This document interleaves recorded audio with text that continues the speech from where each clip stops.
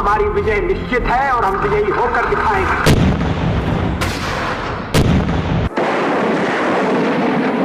एक नहीं, दो नहीं करो, 20 समझौते पर स्वतंत्र भारत का मस्तक नहीं झुकेगा। इसे मिटाने की साजिश करने वालों से कह दो चिनगारी का खेल पूरा होता है। বন্ধুরা, সালটা ছিল 1999। জুন মাসের শেষের দিক। দিল্লিতে সূর্য আগুন ঝরাচ্ছিল, আর কার্গিলে ভারতীয় সেনার বীর জওয়ানরা পাকিস্তানি সেনাদের নির্মমভাবে পরাজিত করছিল।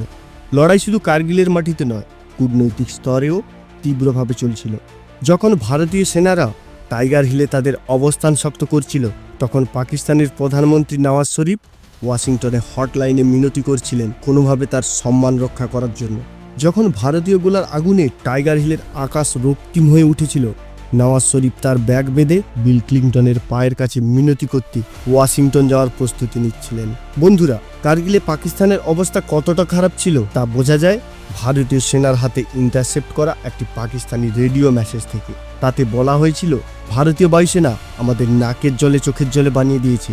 একটা বিমান আসে আর একটা যায়। 40% সৈন্য এবং রসদ ধ্বংস হয়ে গেছে। আগে যাওয়া তো দূরের কথা, পেছনে ফেরাও অসম্ভব হয়ে গেছে। দ্রুত বায়ুসেনা পাঠাও, না হলে ফিরে আসা অসম্ভব হয়ে যাবে। এই পরিস্থিতিতে হতাশ হয়ে 1999 সালের 2 জুলাই নওয়াজ শরীফ বিল ক্লিন্টনকে ফোন করেন সাহায্যের আবেদন নিয়ে। ওদিকে বিল ক্লিন্টন বলেন, প্রথমে শর্তহীন আত্মসমর্পণ করো, নিজের সেনাকে ফিরিয়ে নাও, তারপর আলোচনা হবে। বন্ধুরা, এ কেমন হলো? কেন আমেরিকা এবার পাকিস্তানকে সাহায্য করতে চাইল না? যেখানে ইতিহাস সাক্ষী আছে, প্রতিটি ভারত পাকিস্তান যুদ্ধে আমেরিকা খোলাখুলি পাকিস্তানকে সাহায্য করেছিল। এর একটাই কারণ ছিল, শ্রী অটল বিহারী বাজপেয়ী। বন্ধুরা, বাজপেয়ীজির কূটনৈতিক দক্ষতাই পাকিস্তানের প্রতিটি কৌশল ব্যর্থ করেছিল। পাকিস্তান আন্তর্জাতিক মঞ্চে একঘরে হয়ে গিয়েছিল। বাজপেয়ীজি পুরো পৃথিবীকে বিশ্বাস করাতে সফল হয়েছিলেন যে কার্গিলে যারা লড়ছে তারা কাশ্মীরি নয়, বরং পাকিস্তানি সেনাই। বন্ধুরা, এটা তো সবাই জানে কার্গিল যুদ্ধ কে শুরু করেছিল। এটাও সবাই জানে মুশারফ কতটা দূর পর্যন্ত যেতে প্রস্তুত ছিল। কিন্তু এই ব্যাপারটা খুব কম লোক জানে যে বাজপেয়ীজির মনোভাব কেমন ছিল এবং তিনি কতটা দূর পর্যন্ত যেতে প্রস্তুত ছিলেন। বরখা দত্তের বই দিস আনকোয়াইট ল্যান্ডের মতে বাজপেয়ীজি এলওসি ক্রস করার এবং নিউক্লিয়ার অস্ত্র ব্যবহার করার জন্য প্রস্তুত হয়েছিলেন, এবং যদি পাকিস্তান কার্গিল থেকে সেনা প্রত্যাহার না করত, তাহলে ভারতীয় বাহিনী পশ্চিম সীমান্তে আক্রমণ চালাতো এবং সম্ভবত বাজপেয়ীজি নিউক্লিয়ার অস্ত্রের বোতামও টিপে দিতেন।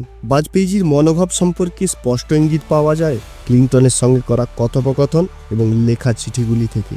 ক্লিন্টনের শত অনুরোধ করার পরেও বাজপেয়ীজির প্রতিবার একটাই উত্তর ছিল, পাকিস্তান প্রথমে তার সেনা প্রত্যাহার করুক, তারপর আলোচনা হবে। ক্লিন্টন চাইতেন যে নওয়াজ শরীফ এবং বাজপেয়ীজি একসঙ্গে আলোচনার টেবিলে বসুক, কিন্তু বাজপেয়ীজি কখনোই রাজি হননি। ব্রজেশ মিশ্র বলেছিলেন, যখন ক্লিন্টনের ফোন আসত, বাজপেয়ীজি বেশিরভাগ সময় চুপ থাকতেন এবং মুখ খুললে একটাই কথা বলতেন, পাকিস্তান প্রথমে তার সেনা প্রত্যাহার করুক। প্রকৃতপক্ষে বাজপেয়ীজি ক্ষুব্ধ ছিলেন এবং তার সঙ্গে হওয়া বিশ্বাসঘাতকতায় ব্যথিত ছিলেন।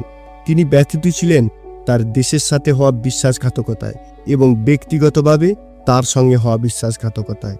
যখন তিনি শান্তির আশা নিয়ে বাসে করে লাহোর যাচ্ছিলেন, তখন কেউ পাকিস্তানে বসে তার দেশের বিরুদ্ধে ষড়যন্ত্র রচনায় ব্যস্ত ছিল।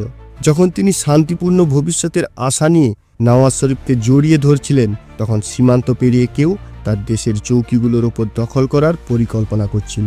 বাজপেয়ীজি এতটা ব্যথিত ছিলেন যে তিনি পাকিস্তানের ওপর আর কোনো বিশ্বাস করার ভুল করতে চাননি। সেই সময় বিল ক্লিন্টনের স্পেশাল অ্যাসিস্ট্যান্ট ছিলেন ফ্রান্স রিডার। তার মতে বাজপেয়ীজির মনোভাব খুবই দৃঢ় ছিল। তিনি 1 ইঞ্চিও তার অবস্থান থেকে সরেননি এবং কোনো আপোষ করতে সরাসরি অস্বীকার করেছিলেন। তখনকার জাতীয় নিরাপত্তা উপদেষ্টা ব্রজেশ মিশ্রও এই একই কথা বলেছেন। বরখা দত্তের বই অনুযায়ী ভারতীয় সেনাবাহিনী বাজপেয়ীজির সামনে একটা পরিকল্পনা পেশ করেছিলেন। এই পরিকল্পনার নাম ছিল 6 ডে প্ল্যান। এই পরিকল্পনা অনুযায়ী ভারতীয় সেনাদের এমনভাবে মোতায়েন করা হয়েছিল যাতে দরকার পড়লে তারা 6 দিনের মধ্যে পশ্চিম সীমান্ত পার করে পাকিস্তানে আক্রমণ চালাতে পারে। তখনকার ভারতীয় সেনাবাহিনীর প্রধান জেনারেল ভিপি মালিক বাজপেয়ীর সঙ্গে একটি বৈঠকে বলেছিলেন, যদি তিনি কার্গিলে সবকিছু ঠিকঠাক করতে না পারেন, তাহলে তিনি পাকিস্তানের অন্য কোথাও আক্রমণ করবেন, এবং অন্য কোথাও এর মানে ছিল পশ্চিম সীমান্ত। বাজপেয়ীজির সম্মতি নিয়ে জেনারেল ভিপি মালিক রাজস্থানের বারমের অঞ্চলে মোতায়েন থাকা ভারতীয় সেনাবাহিনীর একটি ব্রিগেডকে নির্দেশ দিয়েছিলেন তারা পশ্চিম সীমান্তের দিকে অগ্রসর হোক। একই সঙ্গে বঙ্গোপসাগরে মোতায়েন থাকা ভারতীয় সেনাবাহিনীর বহরকে নির্দেশ দেওয়া হয়েছিল যে তারা আরব সাগরের দিকে এগিয়ে যাক। বিল ক্লিনটন এবং আমেরিকান প্রশাসন বাজপেয়ীর এমন দৃঢ় মনোভাব দেখে হতবাক হয়ে গিয়েছিল। তারা বুঝতে পেরেছিল যে ভারতের সাথে জোরাজুরি করে কাজ হবে না। তারা আরও বুঝতে পেরেছিল যে কোনো অবস্থাতেই বাজপেয়ীজি পাকিস্তানের সঙ্গে আলোচনার টেবিলে বসবে না। ক্লিনটন প্রশাসনকে লেখা একটি গোপন চিঠিতে বাজপেয়ীজি লিখেছিলেন, আপনারা চিন্তা করবেন না, আমি খুব ভালো করেই জানি এই পাকিস্তানিদের কিভাবে সামলাতে হয়। এই চিঠি পড়ে আমেরিকান প্রশাসনের মধ্যে উদ্বেগ আরও বেড়ে গিয়েছিল। বিল ক্লিনটন দ্রুত তার ইউএস সেন্ট্রাল কমান্ডের কমান্ডার অ্যান্থনি জিনিকে পাকিস্তানের দিকে পাঠান। যিনি পাকিস্তানে পৌঁছে প্রথমেই মুশারফের সাথে দেখা করেন। তখন মুশারফ যেন বড্ড অস্বস্তিতে পড়ে গিয়েছিল। তিনি জিনির চোখে চোখ মিলিয়ে কথা বলতে পারছিলেন না। মুশারফ জিনির কোনো প্রশ্নের উত্তর সঠিকভাবে দিতে পারছিলেন না। তিনি বারবার সেই পুরনো কথাই বলে যাচ্ছিলেন, আন্তর্জাতিক সম্প্রদায় এবং আমেরিকাকে কাশ্মীর ইস্যুতে হস্তক্ষেপ করা উচিত। যখন মুশারফ বারবার এই একই কথা বলতে থাকেন তখন জিনি রাগ করে বলে ওঠেন, আমি এখানে কাশ্মীরের কথা বলতে আসিনি, আমি এখানে কার্গিল নিয়ে কথা বলতে এসেছি। তখন মুশারফের চোখে জল চলে আসে। মুশারফ কিছু বলতে না পারলেও তার চোখ দেখে বোঝা যাচ্ছিল তিনি তার ভুল বুঝতে পেরেছেন। কার্গিলে সেনা পাঠিয়ে তিনি কত বড় ভুল করেছেন তা তখন তার উপলব্ধি হয়েছিল। ততক্ষণে পাকিস্তানের প্রোপাগান্ডা চলছিল যে সেখানে যারা যুদ্ধ করছে তারা পাকিস্তানের সেনা নয়, কাশ্মীরি স্বাধীনতাকামী যোদ্ধা।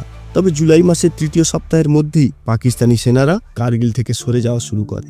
1999 সালের 26শে জুলাই ভারতীয় সেনারা সমস্ত গুরুত্বপূর্ণ চৌকি পুনরুদ্ধার করে এবং ভারতীয় পতাকা উত্তোলন করে। এই জয়ের স্মরণে আমরা প্রতি বছর 26শে জুলাই বিজয় দিবস পালন করি। যুক্তরাষ্ট্রের ডিপার্টমেন্ট অফ স্টেটের তথ্য অনুযায়ী কার্গিল যুদ্ধে ভারত 527 জন সৈনিক হারিয়েছিল আর পাকিস্তানের 700-রও বেশি সৈনিক মারা গিয়েছিল। যদিও পাকিস্তানের মধ্যে এই সংখ্যা নিয়ে বিতর্ক রয়েছে। মুশারফ বলেছেন পাকিস্তানের প্রায় 600 সৈনিক মারা গিয়েছিল, তবে নওয়াজ শরীফের মতে এই সংখ্যা 4000-এরও বেশি। পাকিস্তান তার সেনাদের মরদেহ নিয়ে যেতেও অস্বীকার করেছিল, যা বিশ্বের ইতিহাসে একটি ন্যাক্কারজনক ঘটনা। এই যুদ্ধে শহীদ ভারতীয় সেনাদের মধ্যে উল্লেখযোগ্য ছিলেন 13 রাইফেলের ক্যাপ্টেন বিক্রম বাত্রা, গোর্খা রাইফেলের লেফটেন্যান্ট মনোজ পান্ডে, 13 রাইফেলের রাইফেলম্যান সঞ্জয় কুমার এবং 17 রাইফেলের ক্যাপ্টেন অনুজ নায়ার। বন্ধুরা, বাজপেয়ীজি নিঃসন্দেহে ভারতের অন্যতম সেরা প্রধানমন্ত্রী ছিলেন। আপনারা তার সম্পর্কে কি মনে করেন কমেন্টে অবশ্যই জানান। ভিডিওটি ভালো লেগে থাকলে লাইক করুন, শেয়ার করুন এবং সাবস্ক্রাইব করতে ভুলবেন না। দেখা হবে পরের ভিডিওতে। ধন্যবাদ।